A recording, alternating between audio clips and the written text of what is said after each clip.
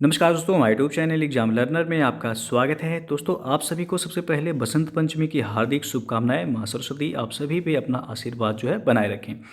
तो दोस्तों, इस वीडियो में हम लोग यूपीपीएससी यानी कि उत्तर प्रदेश लोक सेवा आयोग द्वारा आयोजित जीआईसी और जीडीसी यानी कि गवर्नमेंट इंटर कॉलेज और गवर्नमेंट डिग्री कॉलेज प्रवक्ता परीक्षा 2021 के लिए सामान्य अध्ययन पेपर यानी कि जीएस के पार्ट में पर्यावरण अध्ययन का दूसरा पार्ट आज हम लोग देखेंगे। इसके पहले पार्ट 1 अपलोड कर दिया गया है।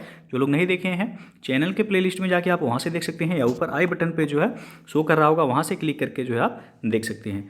तो वीडियो को आप लोग लाइक शेयर कर दीजिएगा। चैनल पर पहली बार आए हैं तो चैनल को सब्सक्राइब कर लीजिएगा, साथ में बेल आइकन को प्रेस कर लीजिएगा, जिससे आने वाले अगले वीडियो का नोटिफिकेशन आपको पहले मिलता रहे। दोस्तों, आपको बता दें कि जीआईसी का बहुत से लोगों ने जो है एग्जाम डेट पूछा था। तो जीआईसी का एग्जाम डेट जो है 20 जून 2021 प्रस्तावित है, और जीडीसी का एग्ज़ाम डेट जो है 17 अप्रैल 2021 को होना है। तो आप लोग जो है ये डेट आप अपने जो भी जो है सिलेबस लिखे होंगे या जहाँ पे चिपकाए होंगे नोट कर सकते हैं एग्ज़ाम डेट। और आपको मैं बताना चाहूँगा कि आप लोग जिनके पास जो है सिलेबस नहीं है अभी, या जो लोग सिलेबस के अकॉर्डिंग जो है अभी नहीं पढ़ रहे हैं जीएस का पार्ट, तो वो एक जो है प्रिंट आउट निकलवा के आप कहीं जहाँ भी स्टडी कर रहे होंगे वहाँ सामने जो है सिलेबस आप अपना चिपका लीजिएगा, और उसमें जो है एग्ज़ाम डेट आप ऊपर भी जो है लिख लीजिएगा। तो ये काम जो है आप लोग ज़रूर कर लीजिएगा। दोस्तों, यदि आप यूपी के किसी भी एग्ज़ाम का जो है तैयारी करना चाहते हैं तो आप अनअकैडमी से जुड़ के आप अपनी तैयारी को बेहतर तरीके से कर सकते हैं। और आपको बता दें कि जो अनअकैडमी पर कोर्सेज अवेलेबल हैं यूपीपीएससी और यूपी ट्रिपल एससी के रिगार्डिंग, तो सबसे पहला है आपका लक्ष्य फाउंडेशन कोर्स फॉर यूपीपीएससी 2022। ये आपका स्टार्ट हो रहा है 15 फरवरी से। ये पूरे जो है 12 मंथ का जो है कोर्स है। तो जो लोग इस कोर्स से जो है जुड़ना चाहते हैं या कोर्स लेना चाहते हैं या सब्सक्रिप्शन जो है लेना चाहते हैं, तो आप जो है डिस्क्रिप्शन में लिंक दे दिया गया है, वहाँ से जाके देख सकते हैं। उसके बाद दूसरा है 100 डेज, ये यूपीपीएससी प्रीलिम्स 2021 बैच 16 फरवरी से स्टार्ट हो रहा है और 3 मंथ का जो है ये कोर्स है। आर प्रीलिम्स 2021 बैच ये स्टार्ट हो रहा है 16 फरवरी से। तो जो लोग आर बैच से जुड़ना चाहते हैं आप जुड़ सकते हैं, डिस्क्रिप्शन में लिंक दे दिया गया है। UPPSC mains optional batch sociology ये आपका स्टार्ट हो रहा है 15 फरवरी से, 5 मंथ का जो है कोर्स है। उसके बाद UPPSC mains optional batch political science ये स्टार्ट हो रहा है 18 फरवरी से। ये भी जो है 5 महीने का कोर्स है। तो जो लोग जो है इनमें से किसी भी बैच से जुड़ना चाहते हैं, आप अनअकैडमी लर्निंग ऐप जो है डाउनलोड करके वहाँ से सब्सक्रिप्शन ले सकते हैं। और आपको बता दें कि यूपीपीएससी प्रीलिम्स बैच 2021 100 जो डेज का बैच है ये आपका 16 फरवरी से स्टार्ट हो रहा है, आप देख सकते हैं यहाँ पे। और इसमें आपको यूपीपीएससी के टॉप एजुकेटर्स के द्वारा जो है आपको सिलेबस इसमें कवर कराया जाएगा। और यूपीपीएससी मेंस ऑप्शनल क्लियर करने का जो ब्रह्मास्त्र कोर्स स्टार्ट हो रहा है 15-18 फरवरी से। तो इस बैच से भी आप जुड़ सकते हैं। आर है प्रीलिम्स बैच, ये 90 दिन का जो है कोर्स है। इसमें आपको पूरे सिलेबस को जो है कवर कराया जाएगा। कि जो आप सब्सक्रिप्शन लेंगे अनअकैडमी पर, 1 मंथ का सब्सक्रिप्शन लेते हैं तो एक्चुअल प्राइस इसका 1400 रुपये है। यदि आप वही हमारा रेफरल कोड यूज करेंगे एग्जाम लर्नर, तो प्राइस आपको पे कितना करना होगा 1260 रुपये। और 3 मंथ का सब्सक्रिप्शन लेने पे 3500 रुपये एक्चुअल प्राइस है। यदि रेफरल कोड यूज करेंगे तो 3150 पे करना है। 6 मंथ का 5600 फीस है, लेकिन यदि रेफरल कोड आप यूज करेंगे तो आपको 5040 ही पे करना है। 12 मंथ का जो है फीस 7000 रुपये है। रेफरल कोड के साथ यदि आप पे करेंगे तो 6300 रुपये ही आपको देना होगा। और 24 मंथ का यदि लेते हैं आप सब्सक्रिप्शन तो 8400 रुपये फीस है, लेकिन आप रेफरल कोड हमारा यूज करेंगे तो 7560 रुपये ही आपको पे करना है। जिससे जो है यदि आप रेफरल कोड हमारा यूज करेंगे तो आपको 10% का तत्काल जो है वहाँ डिस्काउंट मिल जाएगा। और आपको बता दें कि अनअकैडमी का फ्री जो वीडियो प्लस पर है उसको देखने के लिए भी आप हमारा referral code exam learner use कर सकते हैं अनलॉक करने के लिए। तो ये याद जरूर रखिएगा। और इसके लिए सबसे पहले आपको अनअकैडमी का लर्निंग ऐप इंस्टॉल करना होगा। प्ले स्टोर से जाके आप सबसे पहले ऐप को डाउनलोड कर लीजिए, फिर जो है मोबाइल नंबर और ईमेल आईडी के थ्रू लॉगिन करके आप आसानी से जो है देख सकते हैं। तो चलिए जो है पहला प्रश्न देखते हैं आज का। निम्नलिखित में कौन स्वयंवासन संरक्षण रणनीति का उदाहरण नहीं है? तो यहाँ पे 4 ऑप्शन दिया गया, आपको बताना है इसमें कौन सा सही हो जाएगा। स्वयंवासन यानी इंग्लिश में इसे कहते हैं इन सीटू इसे कहा जाता है। तो इसका सही जो आंसर होगा बी ऑप्शन से हो जाएगा, वानस्पतिक बाग। जीवों का उनके प्राकृतिक आवास में संरक्षण स्वयंवासन यानी कि इन सीटू संरक्षण यह कहलाता है। जीन बैंक, उसके बाद आपका ऊतक संवर्धन केंद्र, वानस्पतिक उद्यान, चिड़ियाघर, एक्वेरियम, ये सभी जो है वाह्यवासन यानी कि XC2 के अंतर्गत आते हैं। XC2 के अंतर्गत ये आते हैं। तो यहाँ पूछा गया है कौन सा जो है स्वयवासन यानी कि इन सीटू संरक्षण रणनीति का उदाहरण नहीं है, तो वानस्पतिक उद्यान, जैवमंडल आगार है, राष्ट्रीय उद्यान है, पवित्र उपवन, ये सभी जो है इन सीटू के अंतर्गत आ जाएंगे। अगला जो प्रश्न है आपका, सूर्य के प्रकाश से परावैंगनी विकिरण अभिक्रिया निम्न में से क्या पैदा करती है? तो यह ओजोन, सी विकल्प से हो जाएगा यहाँ पे। समताप मंडल यानी स्ट्रेटोस्फियर जिसे कहा जाता है में ओजोन का निर्माण मुख्यतः परावैंगनी विकिरण यानी कि अल्ट्रावायलेट रेडिएशन द्वारा होता है और यह संपूर्ण क्रिया 2 चरणों में संपन्न होता है। पहला चरण के अंतर्गत जो है सूर्य के प्रकाश में उपस्थित उच्च ऊर्जा युक्त किरणें ऑक्सीजन यानी कि ऑक्सीजन का अणु, आपको पता होगा O2 पर जो है ये प्रहार कर उसे 2 परमाणुओं में तोड़ती है। दूसरे चरण में प्रत्येक ऑक्सीजन परमाणु ऑक्सीजन अणु से क्रिया करके ओजोन यानी O3 से कहा जाता है का निर्माण होता है। यह क्रिया निरंतर तब तक चलती रहती है जब तक कि समताप मंडल में परावैंगनी किरणें उपस्थित रहती हैं। तो सी विकल्प से हो जाएगा ओजोन। और अगला जो प्रश्न आपका, निम्नलिखित युग्मों में कौन सही सुमेलित नहीं है? तो यहाँ जो है आप देख सकते हैं पहला दिया गया है रेनिटिंग पनीर, ये आपका सही है। जैव प्रौद्योगिकी, प्लाज्मिड्स, गोल्डन चावल में जो है आपका विटामिन ए में गोल्डन चावल में विटामिन ए पाया जाता है। ओजोन परत दिया गया है ट्रोपोस्फियर, ये गलत है। अभी बताया गया ओजोन परत किस मंडल में पाई जाती है, तो स्ट्रेटोस्फियर में पाई जाती है यानी कि समताप मंडल में। तो डी ऑप्शन जो है आपका सुमेलित नहीं है यहाँ। और अगला जो प्रश्न है वो आपका, निम्नलिखित युग्मों में कौन सही सुमेलित नहीं है? यहाँ 4 ऑप्शन दिया गया है। एक तरफ जो है आपका अभ्यारण्य है, दूसरी तरफ उनकी अवस्थिति यानी किस राज्य में है, कौन सा सुमेलित नहीं है ये आपको बताना है इसमें। तो सबसे पहला जो दिया गया बांदीपुर राष्ट्रीय उद्यान कर्नाटक, बिल्कुल सही है आपका। मानस वन्यजीव अभ्यारण्य असम में है, ये भी सही है। पेरियार वन्यजीव अभ्यारण्य केरल में है, ये भी सही है। सिमलीपाल राष्ट्रीय उद्यान मध्य प्रदेश दिया गया है, गलत है। सिमलीपाल राष्ट्रीय उद्यान कहाँ पे है, तो ये उड़ीसा में है, उड़ीसा। और इसकी स्थापना हुई थी 1980 में सिमलीपाल राष्ट्रीय उद्यान की स्थापना हुई थी। ये उड़ीसा के मयूरभंज जिले में जो है स्थित है। तो डी ऑप्शन क्या है आपका सुमेलित नहीं है यहाँ। अगला जो प्रश्न है, मीथेन निम्न में से किससे निकलती या उत्सर्जित होती है? तो यहाँ पे आपका सी विकल्प से, ए और बी दोनों से, धान के खेतों से भी और दीमक की बाम्बी से भी जो है कौन सा गैस निकलता है, मीथेन गैस। धान के खेत हो गया आपका, कोयले की खदान और घरेलू पशु जो पशु जुगाली करते हैं उनसे भी जो है मीथेन निकलता है। और आर्द्र भूमि, दीमक, हाइड्रेट्स मीथेन उत्सर्जन के सभी जो है प्राकृतिक स्रोत हैं। तो यहाँ सी विकल्प से होगा ए और बी दोनों से। अगला प्रश्न है, वर्तमान में जनसंख्या के सुखों का परित्याग किए बिना भविष्य के लिए ऊर्जा तथा अन्य संसाधनों की बचत निम्न में से कौन सी अवधारणा की परिभाषा है? तो यह संपोषणी विकास का, सी विकल्प से हो जाएगा यहाँ पे। सस्टेनेबल डेवलपमेंट की अवधारणा का जो है सबसे पहले जो प्रारंभ हुआ था ये 1962 में वैज्ञानिक रचेल कार्सन की पुस्तक साइलेंट स्प्रिंग और 1968 में जीव विज्ञानी पाल इरलिच की पुस्तक द पॉपुलेशन बम से हुआ था। इस शब्द का वास्तविक रूप से विकास जो देखा जाए तो 1987 यानी कि 1987 में ब्रिटलैंड आयोग की रिपोर्ट हमारा साझा भविष्य यानी कि आवर कॉमन फ्यूचर के साथ हुआ। संपोषणी विकास ये संसाधनों के उपयोग का एक आदर्श मॉडल है। तो यहाँ जो है आपका सी विकल्प सही हो जाएगा।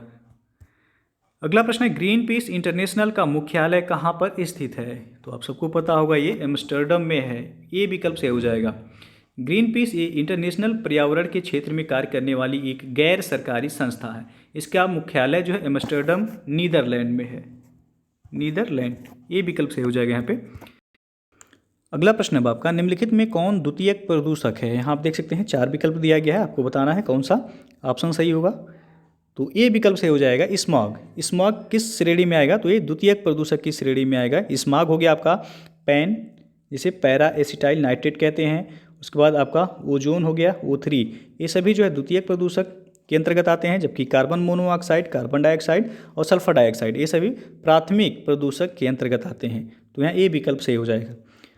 अगला जो प्रश्न आपका, निम्नलिखित पारिस्थितिकी तंत्रों में किसमें प्रजाति विविधता सापेक्षतः काफ़ी अधिक होती है? तो यहाँ पे आपका उष्णकटिबंधीय वर्षा वन और कोरल रीफ दोनों सही होगा, यानी कि बी और सी दोनों ऑप्शन सही हो जाएगा यहाँ पे। अगला जो प्रश्न है आपका, निम्नलिखित में कौन सामान्य परिस्थिति में वृक्ष के पत्तों की सरसराहट का डेसिबल स्तर प्रदर्शित करता है? तो यहाँ पे आपका बी विकल्प से हो जाएगा 20 डेसिबल। सामान्य परिस्थिति में वृक्ष के पत्तों की सरसराहट से 20 डेसिबल की ध्वनि उत्पन्न होती है और ध्वनि की इकाई आपको पता होगा किस में मापा जाता है, तो ये डेसिबल में ही जो है मापा जाता है और इसका नाम जो है अलेक्जेंडर ग्राहम बेल के काम को सराहने की दृष्टि से जो है दिया गया है ये। तो बी ऑप्शन याद रखिएगा, यहाँ से ये हो जाएगा कि वृक्ष के पत्तों की सरसराहट का डेसिबल स्तर कितना होता है, तो करीब 20 डेसिबल। अगला क्वेश्चन है, जलवायु परिवर्तन पर भारत की प्रथम राष्ट्रीय कार्य योजना कब लोकार्पित की गई थी? तो ये 2008 में लोकार्पित किया गया, बी विकल्प से हो जाएगा। जलवायु परिवर्तन पर भारत की प्रथम राष्ट्रीय कार्य योजना 20 जून 2008 को लोकार्पित की गई और इस कार्य योजना को जारी करने का उद्देश्य जलवायु परिवर्तन के बढ़ते दुष्प्रभावों को कम करना है और जलवायु परिवर्तन के कारण जैसे कि कृषि, खाद्य सुरक्षा को खतरा पहुंचने के साथ जो है समुद्री जल का बढ़ता स्तर, प्राकृतिक आपदाओं की तीव्रता, प्रजातियों का लुप्त होना और वेक्टर जनित बीमारियों की घटनाएं ये दिनों दिन ही क्या हो रही हैं, तो बढ़ रही हैं। अगला क्वेश्चन है, सबसे अधिक स्थिर पारिस्थितिकी तंत्र कौन सा है? या पूछा जाता है कि सर्वाधिक जो है अस्थायी पारिस्थितिक तंत्र कौन सा है? तो यहाँ पे ए ऑप्शन से हो जाएगा सागरीय महासागर। तो पूछा गया है जो आपसे कि सर्वाधिक या सबसे अधिक स्थिर पारिस्थितिक तंत्र, तो सागरीय यानी कि महासागर ये पारिस्थितिक तंत्र सबसे अधिक स्थिर पारिस्थितिक तंत्र है। सागरीय पारिस्थितिक तंत्र अपनी रासायनिक संरचना के कारण स्थिर रहता है और सागरी जल खारा होने के साथ ही ये विघटित ऑक्सीजन, प्रकाश व तापमान के स्थिर रहने के कारण सबसे स्थिर पारिस्थितिक तंत्र है ये। अगला क्वेश्चन है, इंसिनरेटर्स का प्रयोग निम्नलिखित में किसके लिए किया जाता है? तो यहाँ पे आपका ए विकल्प से हो जाएगा कूड़ा कचरा जलाने के लिए। इंसिनरेशन एक अपशिष्ट उपचार प्रक्रिया है जिसके तहत अपशिष्ट पदार्थों के दहन के माध्यम से उनमें शामिल कार्बनिक तत्वों को नष्ट किया जाता है और इस प्रक्रिया हेतु इंसिनरेटर्स का प्रयोग किया जाता है। तो वही पूछा गया आपसे, ए ऑप्शन से होगा कूड़ा कचरा जलाने के लिए। अगला जो प्रश्न है, हरित गृह प्रभाव क्या है? यानी कि ग्रीन हाउस इफेक्ट पूछा गया आपसे, तो ए विकल्प से हो जाएगा यहाँ पे वैश्विक ताप में वृद्धि।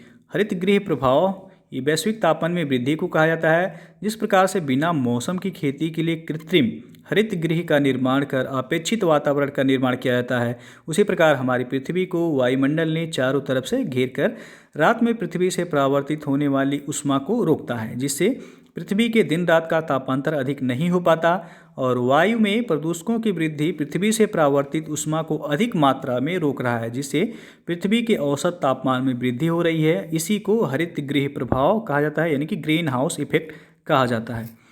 अगला क्वेश्चन है, निम्नलिखित में कौन प्राकृतिक गैस का मुख्य भाग है? तो ये डी ऑप्शन से होगा यहाँ पे मीथेन। प्राकृतिक गैस एक रंगहीन गंधहीन पर्यावरण अनुकूल ऊर्जा स्रोत है। यह कई गैसों का मिश्रण होता है जिसमें मुख्य रूप से मीथेन शामिल होती है। तो डी ऑप्शन जो है यहाँ पे सही हो जाएगा। अगला जो प्रश्न है, पशुओं को दिया जाने वाला कौन सा दर्द निवारक ये भारत में गिद्धों के लगभग विलुप्त होने के लिए उत्तरदायी है? तो यह डिक्लोफिनेक, डी विकल्प से हो जाएगा। डिक्लोफिनेक सोडियम एक दर्द निवारक दवा है जिसका उपयोग किसानों द्वारा पशुओं के लिए दर्द निवारक के रूप में किया जाता है। जब इस दवा के उपयोग के दौरान जो है पशु मर जाता है और उसी मरे हुए पशु का मांस गिद्ध खा लेता है तो उसकी भी मृत्यु हो जाती है। भारत में सर्वेक्षण से ये पता चला है कि देश में गिद्धों की संख्या वर्ष 1992 से लेकर के 2007 के मध्य करीब 97% की कमी जो है वो देखने को मिला है यहाँ पे। तो डी ऑप्शन यहाँ से हो जाएगा। पूछा गया पशुओं को दिया जाने वाला कौन सा दर्द निवारक ये भारत में गिद्धों के लगभग विलुप्त होने के लिए उत्तरदायी है? तो डिक्लोफिनेक है। और अगला क्वेश्चन है, धुआं में आंखों को प्रभावित करने वाला कौन सा शक्तिशाली उत्तेज होता है? तो यहाँ 4 ऑप्शन दिया गया है, कौन सा सही हो जाएगा? तो डी विकल्प सही होगा पेरॉक्सी एसिटाइल नाइट्रेट, इसे पैन कहा जाता है। पैराक्सी एसिटाइल नाइट्रेट ये प्रकाश रासायनिक धुएं में उपस्थित एक द्वितीयक प्रदूषक है जो कि आंखों में जलन पैदा करता है। तो पैन हो गया, ओजोन हो गया और स्मॉग ये द्वितीयक प्रदूषक के अंतर्गत आते हैं। इसके पहले ये बताया भी गया है। सल्फर डाइऑक्साइड, कार्बन डाइऑक्साइड और कार्बन मोनोऑक्साइड, ये सभी प्राथमिक प्रदूषक के अंतर्गत आते हैं। निम्नलिखित ऊर्जा स्रोतों में से कौन पर्यावरणीय प्रदूषण नहीं उत्पन्न करता है? तो यह है सौर ऊर्जा, बी विकल्प से हो जाएगा। सूर्य के प्रकाश की ऊर्जा को विद्युत ऊर्जा में परिवर्तित से जो है किसी भी प्रकार का प्रदूषण उत्पन्न नहीं होता है, तो बी ऑप्शन यहाँ से। अगला क्वेश्चन है, हवा में तैरते हुए श्वसनीय सूक्ष्म कणों का आकार होता है कितना? तो यहाँ डी ऑप्शन से ये होगा 5 माइक्रोन से कम होगा। अगला क्वेश्चन है, नीचे 2 वक्तव्य दिए गए हैं। कथन ये है कि भारत में जलवायु परिवर्तन से सामाजिक तनाव बढ़ रहा है। कारण आ रहा है कि मौसम की चरम दशा की बारंबारता एवं तीव्रता से खाद्य सुरक्षा पर गंभीर प्रभाव पड़ेंगे। एक कारण होगा यहाँ पे। तो नीचे दिए गए कोड से सही उत्तर का चयन करना है। तो यहाँ आपका ए विकल्प से ए तथा आर दोनों सही है और आर ए का सही कारण भी है। जलवायु परिवर्तन से संसाधनों पर दबाव बढ़ रहा है। वन हो गया, चारागाह, कृषि भूमि, नदी जल, भूजल आदि संसाधनों को लेकर तनाव तथा आपदा की स्थिति व प्रवसन को लेकर संघर्ष आदि के अनेक प्रमाण जो हैं उपलब्ध हैं, जो कि जलवायु परिवर्तन को सामाजिक तनाव में वृद्धि करने वाला एक प्रमुख कारक यह सिद्ध करते हैं। तो वही दिया गया कि भारत में जलवायु परिवर्तन से सामाजिक तनाव बढ़ रहा है, बिल्कुल सही है। और मौसम की चरम दशा की बारंबारता एवं तीव्रता से खाद्य सुरक्षा पर गंभीर प्रभाव पड़ेंगे। तो दोनों ही सही होगा, ये विकल्प सही होगा यहाँ पे। अगला जो प्रश्न है, निम्नलिखित में से कौन सा भारत में स्थापित प्रथम राष्ट्रीय उद्यान है? तो यह जिम कॉर्बेट राष्ट्रीय उद्यान, बी विकल्प सही हो जाएगा यहाँ पे। भारत के प्रथम राष्ट्रीय उद्यान की स्थापना 1936 यानी कि 1936 में हैली नेशनल पार्क यानी कि हैली राष्ट्रीय उद्यान के नाम से किया गया था और यह उद्यान अब जिम कॉर्बेट राष्ट्रीय उद्यान के नाम से जाना जाता है। तो बी ऑप्शन सही हो जाएगा। अगला जो प्रश्न है, अधोलिखित में से कौन सा जीव से जैवमंडल तक जैविक संगठन का सही क्रम है? तो सबसे पहले होता है इसमें जनसंख्या, फिर समुदाय, फिर पारिस्थितिक तंत्र, उसके बाद जो है भूदृश्य होता है। तो ये क्रम जो है याद रखिएगा, कई बार पूछा गया है ये। तो जीव से जैवमंडल का जैविक संगठन का सही क्रम जो होगा, सबसे पहले जनसंख्या, जनसंख्या से समुदाय बनेगा, समुदाय से जो है आपका पारिस्थितिक तंत्र का निर्माण होगा, उसके बाद जो है भूदृश्य का निर्माण होगा। अगला जो प्रश्न है, निम्न में से कौन सा तंत्र सही सुमेलित नहीं है? एक तरफ ग्रीन हाउस गैस दिया गया है, दूसरी तरफ स्रोत दिया गया है, तो कौन सा सही सुमेलित नहीं है? तो सबसे पहला जो दिया गया है carbon dioxide thermal power station, सही है। बी दिया गया है क्लोरोफ्लोरोकार्बन ऑटोमोबाइल, ये आपका जो है सही नहीं है। क्लोरोफ्लोरोकार्बन एक क्लोरीन, फ्लोरीन एवं ऑक्सीजन से बना मानव निर्मित गैसीय व द्रवीय पदार्थ है, जो कि रेफ्रिजरेटर और वातानुकूलित यंत्रों में शीत कारक के रूप में ये प्रयोग किया जाता है। और ये जो है आपका वायुमंडल में उपस्थित ओजोन के क्षरण का जो है क्लोरोफ्लोरोकार्बन यानी कि CFC प्रमुख कारक भी है। तो यहाँ आपका बी ऑप्शन जो है क्या है, सुमेलित नहीं है। नाइट्रस ऑक्साइड जलमग्न धान के खेत, सही है। सल्फर डाइऑक्साइड जो है ईंट के भट्ठे, तो बी ऑप्शन जो है सुमेलित नहीं है आपका। सबके लिए सतत ऊर्जा दशक पहल है किसका? तो यह है संयुक्त राष्ट्र संघ का, ये विकल्प सही हो जाएगा यहाँ पे। नवीकरणीय ऊर्जा और ऊर्जा का वह रूप है जो न तो प्रदूषण कारक है और न ही इसका प्राकृतिक संसाधनों पर विपरीत प्रभाव पड़ता है। वैश्विक स्तर पर स्वीकृत 17 सतत विकास लक्ष्यों में 7वें लक्ष्य के रूप में वर्ष 2030 तक वैश्विक ऊर्जा में नवीकरणीय ऊर्जा की हिस्सेदारी बढ़ाने और सस्ती, विश्वसनीय एवं आधुनिक ऊर्जा सेवाओं तक सार्वभौम पहुँच सुनिश्चित किए जाने की बात कही गई है। और साथ ही जो है संयुक्त राष्ट्र संघ द्वारा 2014 से लेकर के 2014 से 2024 के दशक को सभी के लिए सतत ऊर्जा का दशक भी घोषित किया गया है। तो ये विकल्प सही होगा यहाँ। अगला जो प्रश्न है आपका, निम्नलिखित में से कौन सा सही सुमेलित नहीं है? एक तरफ दिया है प्रदूषक, दूसरी तरफ होने वाली बीमारी। तो पारा प्रदूषक से होने वाली बीमारी है मिनीमाटा बीमारी, कैडमियम से है इटाई बीमारी, नाइट्रेट आयन से है ब्लू बेबी सिंड्रोम और फ्लोराइड आयन से दिया गया है यहाँ पे अपच। तो डी ऑप्शन जो है क्या है आपका, सुमेलित नहीं है। फ्लोराइड आयन की अधिकता से दांतों की बीमारी जिसे फ्लोरोसिस कहा जाता है और इस बीमारी में दांतों का बाह्य आवरण जिसे इनामेल बोला जाता है सर्वाधिक कठोर जो है होता है, ये प्रभावित होता है और दांतों में पीलापन आ जाता है। तो डी ऑप्शन क्या है आपका, सुमेलित नहीं है। फ्लोराइड आयन अपच नहीं है, जो है दांतों से संबंधित जो है बीमारी है। अगला क्वेश्चन है आपका, निम्नलिखित में से किसे वायुमंडल के प्राकृतिक संतुलन के लिए कार्बन डाइऑक्साइड की उपयुक्त सांद्रता मानी जाती है? तो यह 0.03%। और सर्वाधिक जो है वायुमंडल में गैस जो पाया जाता है वह है नाइट्रोजन 78% के करीब। उसके बाद जो है ऑक्सीजन पाया जाता है 21% के करीब। तो याद रखिएगा, यहाँ पूछा गया CO2 यानी कि कार्बन डाइऑक्साइड की सांद्रता वायुमंडल में 0.03%। अगला प्रश्न है, निम्नलिखित में से कौन सही सुमेलित नहीं है? तो पहला दिया गया है विश्व पर्यावरण दिवस 5 जून को मनाया जाता है। पृथ्वी दिवस 22 अप्रैल को। तंबाकू निषेध दिवस 5 मई दिया गया है। तो ये आपका जो है गलत है। तंबाकू निषेध दिवस प्रतिवर्ष 31 मई को ये मनाया जाता है। ओजोन दिवस 16 सितंबर को मनाया जाता है। पृथ्वी दिवस याद रखिएगा 22 अप्रैल और जल दिवस पूछा जाए तो 22 मार्च। तो ये कुछ जो है महत्वपूर्ण दिवस हैं, हमेशा पूछा जाता है, याद रखिएगा यहाँ पे। तो तंबाकू निषेध दिवस कब मनाया जाता है? 31 मई को मनाया जाता है। तो सी ऑप्शन क्या है आपका? सुमेलित नहीं है। अगला जो प्रश्न है, जैव विविधता को अधिकतम संकट है किससे? तो यहाँ पे आपका ये विकल्प सही हो जाएगा, प्राकृतिक निवास एवं वनस्पतियों के विनाश से। अगला जो क्वेश्चन है आपको, निम्नलिखित में से कौन से जलवायु परिवर्तन के प्रमुख कारक हैं? तो पहला है जीवाश्मिक ईंधन का अधिकाधिक प्रज्वलन। दूसरा है तेल चालित स्वचालितों की संख्या विस्फोटन। तीसरा है सौर धधक में वृद्धि। और चौथा है अत्यधिक वनोन्मूलन। तो नीचे दिए गए कूट के द्वारा जो है आपको बताना है कौन सा सही होगा यहाँ पे। तो यहाँ आपका बी विकल्प सही होगा, पहला, दूसरा और चौथा। इसमें सौर धधक में वृद्धि जो है प्रमुख कारक नहीं है ये। बाकी आपका पूछा गया जलवायु परिवर्तन के प्रमुख कारक, तो जीवाश्मिक ईंधन का अधिकाधिक प्रज्वलन, तेल चालित स्वचालितों की संख्या विस्फोटन और अत्यधिक वनोन्मूलन, ये सभी जलवायु परिवर्तन के प्रमुख कारक हैं, जिसमें सौर धधक में वृद्धि ये शामिल नहीं है। अगला जो प्रश्न है आपका, निम्न में से कौन सा सही सुमेलित नहीं है? 4 ऑप्शन दिया गया है, आपको बताना है इसमें कौन सा सही हो जाएगा। तो सबसे पहला जो दिया गया नील हरित शैवाल धान।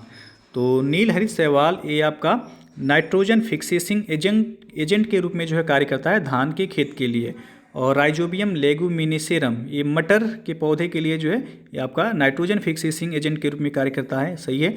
एजेटोबैक्टर ये आपका गेहूं के पौधों के लिए जो है नाइट्रोजन फिक्सेसिंग एजेंट के रूप में कार्य करता है, यानी कि नत्रजन स्थिरीकरण, नाइट्रोजन फिक्सेसिंग जिसे हिंदी में कहा जाता है नत्रजन स्थिरीकरण कारक के रूप में ये कार्य करता है, ये भी सही है। एजोला जो है दिया गया है यहाँ पे मक्का। तो एजोला ये मक्का की फसल में नत्रजन स्थिरीकरण कारक के रूप में जो है प्रयोग नहीं होता है, ये धान के खेत में प्रयोग होता है। तो डी ऑप्शन क्या आपका सुमेलित नहीं है। अगला क्वेश्चन है, निम्नलिखित में से किस पारिस्थितिक तंत्र में पौधों का जैविक पदार्थ अधिकतम है? तो यह है उष्णकटिबंधीय वर्षावन, बी विकल्प से हो जाएगा। उष्णकटिबंधीय वर्षावन यह बायोम जो है भूमध्य रेखा के निकट 10 डिग्री उत्तरी अक्षांश से लेकर 10 डिग्री दक्षिणी अक्षांशों तक ये पाया जाता है। और इसमें जो है पारिस्थितिक तंत्र में पौधों का जैविक पदार्थ अधिकतम होता है। तो याद रखिएगा बी ऑप्शन सही होगा यहाँ पे, उष्णकटिबंधीय वर्षावन में। भारत सरकार ने वन संरक्षण अधिनियम किस वर्ष में अधिनियमित किया था? तो 1980 में, बी ऑप्शन से हो जाएगा यहाँ पे। वनों के संरक्षण और उसे संबंधित अथवा उसे आनुषंगिक या प्रासंगिक विषयों का उपबंध करने के लिए इस अधिनियम का संक्षिप्त नाम वन संरक्षण अधिनियम 1980 है। यह 25 अक्टूबर 1980 को अधिनियमित किया गया था। 25 अक्टूबर 1980 डेट याद रखिएगा। सूची 1 को सूची 2 के साथ मिलान करना है और कोड के माध्यम से बताना है कौन सा ऑप्शन सही होगा यहाँ पे। तो चलिए देखते हैं। सबसे पहला दिया गया उष्णकटिबंधीय वन, तो ये कहाँ पाए जाते हैं? तो साइलेंट वैली, यहाँ पे आपका ए का हो जाएगा चौथा। और बी दिया गया शंकु वृक्ष वन, ये पाए जाते हैं हिमाचल प्रदेश में, बी का हो जाएगा दूसरा। ए का चौथा, बी का होगा दूसरा। और सी है कच्छ वनस्पति, तो ये आपका पाया जाता है सुंदरबन में, सी का हो जाएगा पहला। और डी है पतझड़ वन, पतझड़ वन राजस्थान में पाए जाते हैं। और डी का हो जाएगा तीसरा यहाँ पे। तो ए का चौथा, उसके बाद जो है बी का हो जाएगा दूसरा, सी का पहला और डी का तीसरा। तो ऑप्शन जो सही होगा आपका डी ऑप्शन यहाँ सही होगा। एक बार देख लेते हैं फिर से। जो सूची 1 को सूची 2 का सही मिलान है उष्णकटिबंधीय वन, साइलेंट वैली, शंकु वृक्ष वन हिमाचल प्रदेश, कच्छ वनस्पति सुंदरवन और पतझड़ वन जो पाए जाते हैं राजस्थान में पाए जाते हैं। अगला प्रश्न है, रानी झांसी समुद्री राष्ट्रीय पार्क की स्थापना हुई थी किस सन में? तो 1996 में हुआ था, ये सी विकल्प से होगा। रानी झांसी समुद्री राष्ट्रीय पार्क की स्थापना वर्ष 1996 में हुई थी और यह पार्क अंडमान एवं निकोबार द्वीप समूह में स्थित है। यदि पूछा जाए रानी झांसी समुद्री राष्ट्रीय पार्क कहाँ है, तो अंडमान निकोबार द्वीप समूह में स्थित है। और अगला जो प्रश्न है आपका, निम्नलिखित ईंधनों में से कौन न्यूनतम पर्यावरणीय प्रदूषण उत्पन्न करेगा। 4 ऑप्शन दिया गया, आपको बताना है इसमें कौन सा सही है। तो न्यूनतम पूछा गया है हाइड्रोजन से होगा, ए ऑप्शन से होगा। हाइड्रोजन को छोड़कर जो शेष दिए गए हैं ऑप्शन है, इनके दहन से जो है carbon monoxide, carbon dioxide, nitrogen के विविध ऑक्साइड आदि का उत्सर्जन होता है, जिससे पर्यावरण प्रदूषित होता है। इसके विपरीत देखा जाए तो हाइड्रोजन के दहन से जो है जल उत्पन्न होता है, जो कि प्रदूषक नहीं है ये। तो ए ऑप्शन से हो जाएगा। तो दोस्तों जो है ये था आपका पर्यावरण अध्ययन का सेकेंड पार्ट। इसके पहले पार्ट 1 अपलोड हो गया है, जो लोग नहीं देखे हैं चैनल के प्लेलिस्ट में जाके आप वहाँ से देख सकते हैं। तो यदि वीडियो पसंद आया हो तो लाइक शेयर कर दीजिएगा। चैनल को अभी तक आप सब्सक्राइब नहीं किए हैं तो चैनल को सब्सक्राइब कर लीजिएगा, साथ में बेल आइकन को प्रेस कर लीजिएगा, जिससे आने वाले अगले वीडियो का नोटिफिकेशन आपको पहले मिलता रहे। तो वीडियो को पूरा देखने के लिए बहुत बहुत धन्यवाद।